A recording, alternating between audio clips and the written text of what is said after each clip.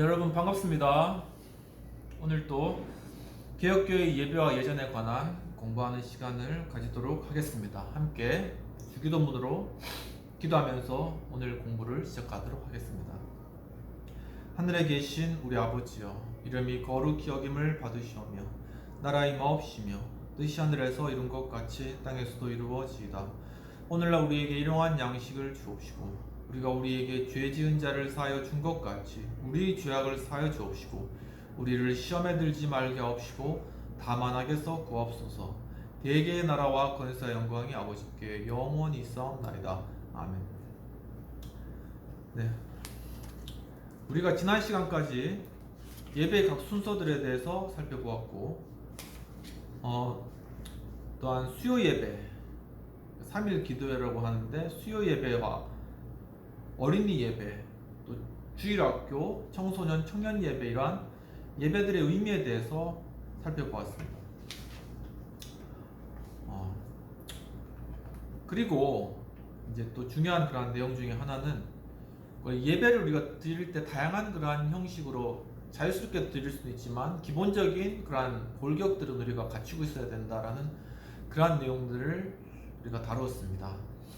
왜냐하면은 이제 최근에 예배의 그러한 성향 구도자 예배라고 해서 이제 예배를 하나의 전도의 목적으로 삼는 그러한 경향이 많이 있는 거죠. 그래서 믿지 않는 사람들도 전혀 거부감이 없이 예배에 참여할 수 있도록 하는 그러한 것의 목적을 전도로 두고 있다는 사실입니다. 그런데 우리가 예배라는 것은 하나님 앞에 우리 자신을 드리고 또한 먼저 하나님께서 우리에게 베풀어 주시는 것이죠.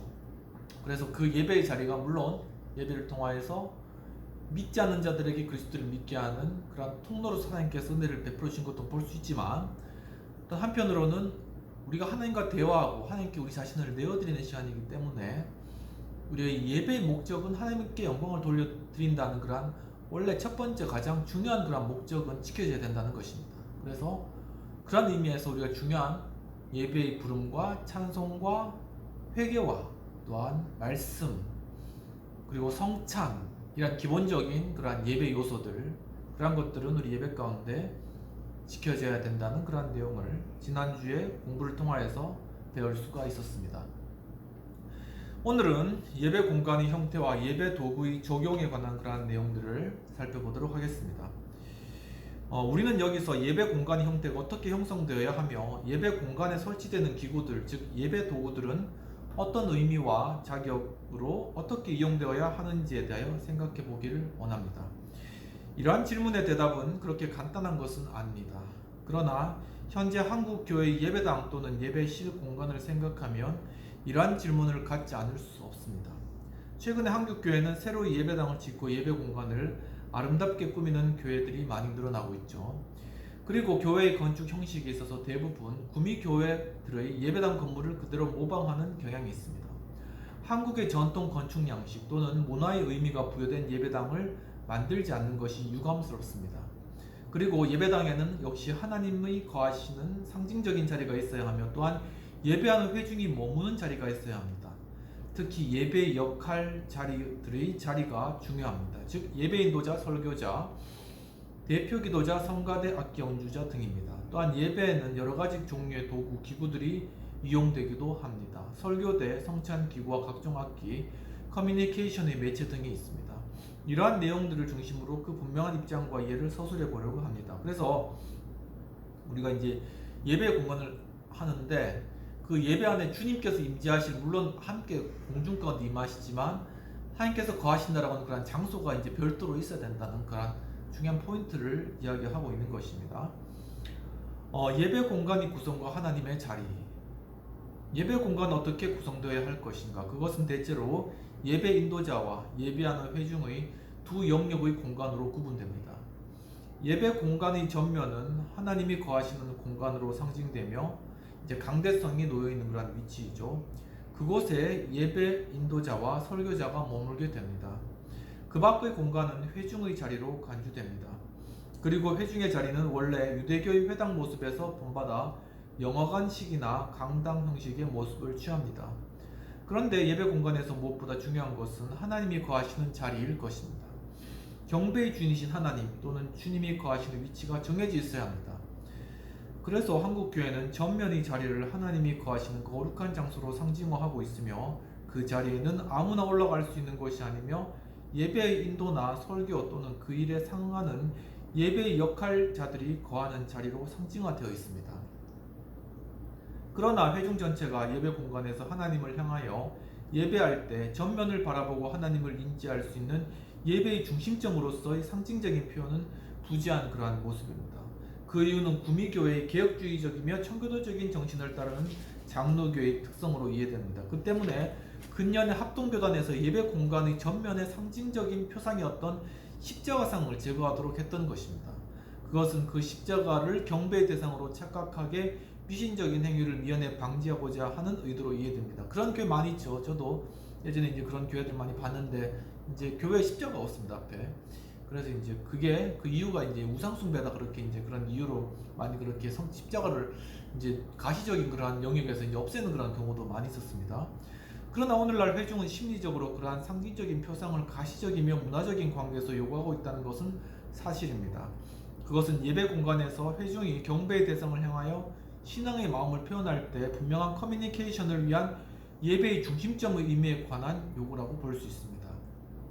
이러한 상징적인 대체물이 전혀 없기 때문에 현재 한국교회 예배에서 나타나는 새로운 현상은 예배 인도자나 설교자인 목사의 역할 수행이 하나님의 상징체로서의 역할 모습으로 대체되고 있습니다. 그리고 오늘날은 그러한 역할을 도우는 새로운 도구로서 예배 공간에 대형 영상 매체가 또한 활용되고 있습니다. 큰 스크린으로 이렇게 예배하는 그 인도자의 그런 모습을 비춰주는 그런 교회도 많이 있습니다. 이러한 도구의 활용은 단순한 커뮤니케이션 차원을 넘어서 지나치게 한 인물의 방영에 한정되어 새로운 우상화의 우려를 갖게 하는 것이 아닌지 질문될 수 있습니다. 물론 현대는 말씀을 듣고 생각하는 시대가 아니라 보고 느끼며 즐기게 하는 시대라는 신시대의 흐름을 잘 파악한 목회자들은 섬기는 예배 공간에 대형 영상물을 전면에 설치하여 시대의 문화를 예배에 반영하려는 노력은 이해할 수가 있겠습니다. 개혁교회와 청교도적인 신앙정신을 따르는 장로교회 예배 특성의 관점에서 그렇지만 바라보면 예배 공간에 하나님과 그리스도를 표현하는 상징물을 제거한 이래로 그 자리에 영상물과 인간이 대체된 실제에 대하여 마땅히 그 정당성에 대한 질문이 제기되어야 할 것으로 판단합니다. 그러니까 십자가가 없어지고 상징물이 없어진 그 자리에 영상물이 대체되고 목사의 얼굴이나 예배 인도자의 얼굴이 크게 부각된다는 것이죠. 그런데 우리가 이 상징이라는 것, 이것이 굉장히 이제 이 기독교에 있어서, 신앙에 있어서 중요한 역할이 있다는 것입니다. 하나님께서는 이렇게 일반 은총을 통하여서 이 천지 만물도 너희가 이렇게 하늘에 새를 보라, 땅에 꽃을 보라, 그것을 통해서 하나님을 알라는 것이죠. 그러니까 우리가 어떤 상징물은 그것을 우상하는 것이 아니라 그러한 상징을 통해서 하나님을 알아가도록 하는 그러한 통로로 쓰임 받을 수 있기 때문에 바로 그러한 상징물이 이런 예배 공간 안에서 어떤 중요성을 가진다라는 그러한 의미입니다. 원래 구미교회들이 사용하고 있는 예배 공간의 전경을 그려보면 예배당에는 먼저 경배의 주인이신 주님이 거하는 자리로서 예배의 전면 한복판에 십자가상을 높이 달아 놓았습니다. 그냥 우리 하우스처치도 그래서 이제 우리 이렇게 하우스처치 상징들을 만들면서 이렇게 중간에 십자가의 그런 모양, 그래서 하우스 집 가운데 이 집과 함께 십자가, 그리고 또 하우스처치와 함께 우리 여의도 믿는 자들과 함께 여의도 신우회, 거기에 대한 상징도 함께 만들었을 때 이렇게 신우회라는 울타리 안에서의 십자가, 그런 걸 그런 상징들과 어떤 표식들을 통해서 우리의 그런 모임 자체가 그리스도를 추구하며 그리스도 안에서 정말 이 여의도 땅 안에서 또 하우스 공간 안에서 하나님을 함께 만나며 그 안에서 함께 우리가 예배하는 공동체다라는 그런 의미를 하기 위해서 그렇게 표식들을 또한 이제 아시는 우리 이제 딸아이의 아버님의 그런 아버님이 그쪽에서 이제 종사를 하시거든요. 그래서 그분의 도움을 받아서 이렇게 이쁘게 제작을 하게 된 것입니다. 그리고 이제 바로 그 아래 중매 만찬을 나눌 수 있는 성찬의 상이 위치합니다. 그러니까 이렇게 위에 이제 십자가가 있고 이 밑에 이제 성찬의 상으로 이렇게 준비를 하는 거죠. 그리고 그리스도 임재를 표현하는 상징적인 매체가 바로 이런 성찬의 상과 십자가라고 할 수 있겠습니다. 그 때문에 구미의 예배 공간은 지극히 그리스도 중심적인 모습으로 표현되었다고 볼 수 있습니다. 딱 들어가면 이제 그리스도를 바로 묵상할 수 있도록 그렇게 되어 있는 것이죠. 그런 뜻에서 차라리 이러한 구미교회의 예배 공간을 본받는 것은 어떨지요? 라고 오늘 정유룡 총장님께서 제안을 하고 계신 것입니다. 이 문제는 우리 모두에게 지금 생각을 요하는 주제가 되고 있습니다. 두 번째로는 예배와 예전 수행에 필요한 기구와 역할자들의 위치가 되겠습니다. 현재 한국교회 예배당에 나타나고 있는 강대상의 위치는 두 가지 유형으로 구분됩니다. 첫째 유형은 설교단과 사회단을 하나로 통합하여 사용하는 형태입니다. 대체로 이러한 유형에 속하는 교회들은 교파를 초월하여 보수적인 교회들에서 많이 나타나고 있습니다. 특히 필자가 속한 정유룡 총장님이 속한 합동교단의 교회들이 그 대표적입니다. 교회 예배의 중심적인 장소는 전면 항복판의 회중을 위하여 위치한 강대상입니다. 이것은 원래 하나님의 말씀을 선포하는 설교단 또는 강도상이라고 불렀습니다. 그런데 실제로 그 사용의 빈도는 예배의 인도적인 역할에 더 많이 사용되게 됩니다. 그리고 이러한 교회들은 앞서 말한 것처럼 대체로 성찬상을 설교대와 같은 평면에 둔 것이 아니라 한 계단 아래 위치하게 하였습니다. 그 이유가 무엇인지 아직 충분한 신학적 해명을 발견하지 못했지만 아마도 성찬의 횟수가 연중에 한두 번에 한정되어 있기 때문에 성찬상으로서의 보다는 오히려 아래 강단으로 부르고 있습니다. 그리고 그 이름대로 성찬보다는 설교대로 더 많이 사용하고 있습니다. 더욱이 직분을 구별하여 위의 강단에는 목사만 오르고 그 외 아래 직분, 강도사나 전도사나 평신도가 예배를 인도할 때, 즉 주교회의 기관들이 헌신 예배를 인도할 때 남녀 평신도 예배 인도자들이 사용하는 그런 자리가 되기도 하였습니다. 성찬상이 그렇게 됐다는 것이죠. 그리고 공예배 시 헌금을 수금하는 집합상으로도 사용됩니다. 실제로 이러한 아래 강단과 위 강단의 구별을 통하여 예전에서 직분에 따른 계급 차이를 느끼게 한다면 문제가 될 것입니다. 도리어 이제 이런 강단의 차이, 그리고 어떤 강대상, 그리고 밑에 있는 그러한 성찬상, 이런 것들이 직분을 이렇게 계급화하는 그러한 역할도 하게 되었다는 그렇게 느낌을 준다는 것이죠. 그리고 성찬상을 하나님의 자리인 설교단이 있는 곳에 위치하게 하는 것이 더 바람직한 모습이 아닐까 생각합니다. 그래서 이제 수석교회 예배를 제가 이제 자주 보는데요. 수석교회 보면은 큰 십자가 아래에서 이제 바로 그 밑에 성찬상이 있습니다. 그리고 그 앞에 강대상이 있고, 그다음에 거기서 이제 예배를 강대상에서 설교를 인도하는 것이죠. 그리고 헌금을 받으면 그 헌금을 다 들고 그 성찬상 쪽으로 가서 거기서 다 내려놓는. 그래서 하나님께서 임하시고 하나님께서 받으시는 그런 것을 거룩하게 구별하는 그런 구별의 장소가 있었다라는 사실입니다. 그리고 둘째 유형은 사회단과 설교단 그리고 성찬상을 구별하여 사용하는 교회입니다. 이러한 교회들은 대체로 구미교회 예배 공간의 모방으로서 예배의 중심을 그리스도 자리로 상징되는 찬상에 두고 있습니다. 그 때문에 성찬상은 전면벽 하단 중앙에 위치하게 하며, 또한 설교단과 사회단은 회중 쪽을 향하여 양면에 둡니다. 성찬을 행하지 않을 때는 화분이나 꽃꽂이대를 놓아두는 자리가 되기도 합니다. 이러한 모습은 매우 유감스럽다고 할 수 있겠습니다. 어떤 교회들은 성찬상 위에 7 촛대를 두어 예배 시에 불을 밝히기도 합니다. 그 촛대 밑에는 큰 성경을 펴두기도 합니다. 이러한 형태는 감리교회에서 주로 발견되는데, 그리고 교단을 초월하여 요즘 새로 건축하는 교회들에서 강대상과 예배 인도자들의 자리를 구분하여 설치하는 경향이 많이 있습니다. 이렇게 한쪽에는 예배 인도자, 한쪽에는 강대상, 이렇게 하고 중간에는 이렇게 성찬상이라고 놓는데 그 위에 성경책을 올려놓거나 안 그러면 뭐 꽃꽂이를 하거나 이런 것들을 한다는 것이, 하지만 그것이 아니라 그 자리를 온전히 주 앞에 드리는 자리로 빈 공간으로 그렇게 이렇게 남겨놓는 것이 좀 예배 가운데 하나님의 임재를 또한 느끼는 그런 것에 좀 더 도움이 된다는 그런 취지입니다. 한국교회의 예배실은 회중성과 예배 인도자의 자리가 엄격하게 구분되어 있습니다.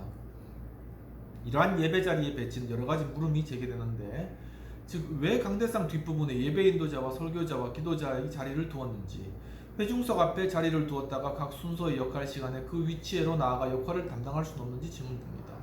아마도 한국교회는 모든 그룹의 지도자는 항상 전체 앞에 나서 있어야 한다는 전통적인 습관이 작용한 것이 아닌가 생각됩니다. 그러나 필자의 생각은 현대 예배당 전체의 구도가 회중을 바라보는 강대상 형태보다는 모두 하나님께 예배하는 자들이기 때문에 강대상과 성찬대를 바라보도록 자리가 배치되는 것이 좋을 것이며, 회중과 성직자를 구분해야 한다면 옆으로 장로석을 두어 목사도 함께 사용하는 것이 더 바람직할 것입니다. 그래서 이제 외국 교회에 가보면은 이렇게 이제 강대상이 있고, 그 다음에 이제 앞에 그 예배 그런 어떤 자리가 있죠. 근데 목사님이 앉으시는 자리는 이 양옆으로 되어 있습니다. 그래서 양옆에 이제 앉아 계시다가 이제 설교할 때 앞으로 나오시는 것이죠. 그러니까 그렇지 않을 때는 이 자리는 하나님께서 거하신 자리이기 때문에 목회자 역시, 그리고 인도자 역시 하나님을 바라보도록 그렇게 하는 것이 옳다라는 그러한 의미로 그렇게 만든 것입니다. 한 가지 또한, 그리고 성찬상과 설교대는 구분하여 설교 시에만 사용하는 것이 더 바람직하다고 봅니다. 그리고 한 가지 유감스러운 것은 성찬상의 사용에 대한 것입니다. 자주 행하지 않는 성찬 때문에 그 자리가 아래 강당으로 사용될 뿐만 아니라 전면 벽 중앙에 성찬상을 놓아둔 교회들도 자주 행하지 않는 관습 때문에 그 자리를 호추로 장식하기도 합니다. 어쨌든 강대상과 성찬상은 구분되어 올바른 예전이 이루어지도록 사용되어야 할 뿐만 아니라 사회대와 설교대가 구분되어 설교자의 역할이 분명해지도록 하는 것도 바람직하다고 할 것입니다. 그러니까 사회자, 그리고 설교자, 그리고 성찬대 이렇게 따르게 구별되어 가지고 이렇게 딱 배치하는 것이 바람직하다, 이제 그렇게 보고 계신 것입니다.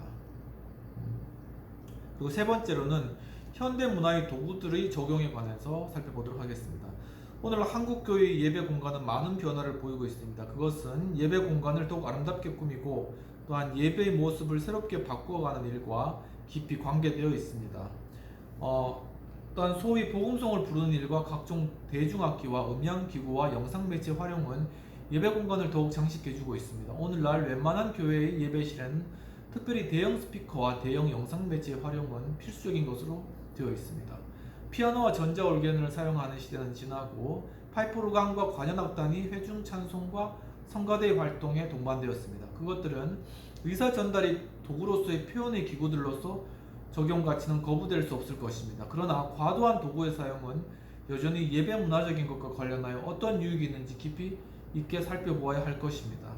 현재 한국교회 예배 공간의 영상매체 사용이 활발합니다. 그리고 현대 예배에서 청각의 도구뿐만 아니라 보고 느끼게 하는 시각적인 도구로서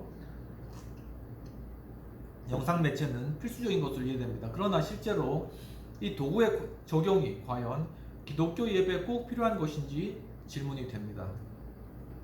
회중이 많이 모이는 넓은 예배 공간에서 예배를 진행하는 전면의 활동과 역할자들의 모습이 거리가 떨어진 곳에서는 분명히 인지되지 않기 때문에 적용이 불가피한 것으로 이해됩니다. 그러나 모든 예배 공간에 장식되어야 하는 필수적인 도구라고 볼 수는 없습니다.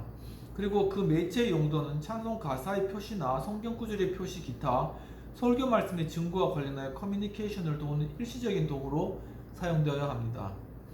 오늘날 예배의 정황을 녹화하여 동영상으로 복음 전도나 선교적인 목적으로 사용되는 것은 가능할 것입니다.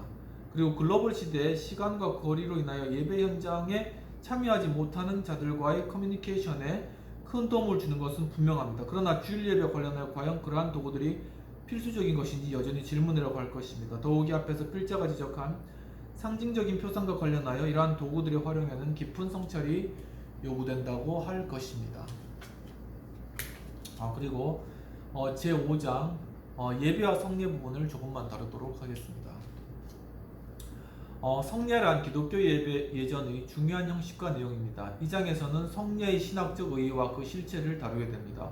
로마 가톨릭 교회는 기독교의 예배를 모두 성례로 발전시켜 오늘날까지 7가지 종류의 성례를 교회 예전의 중심적인 행위로 삼고 있습니다. 그러나 개신교는 종교개혁을 거치면서 7가지 중 2가지 성례로 인정하고 수용 적용하고 있습니다. 성찬하고 세례인 거죠. 여기서 우리는 이러한 역사적인 배경에 대한 정보와 함께 성례의 어원과 그 신학적인 의미, 성례의 실제가 어떻게 이루어지게 해야 할 것이 중심으로 다루게 될 것입니다. 그리고 개혁 신학을 전제로 한 한국 장로교회는 종교개혁의 전통대로 성례의 종류를 세례와 성찬에 한정하기 때문에 그것들을 중심으로 그 역사적인 이해와 실제를 정보적인 차원에서 소개할 것입니다.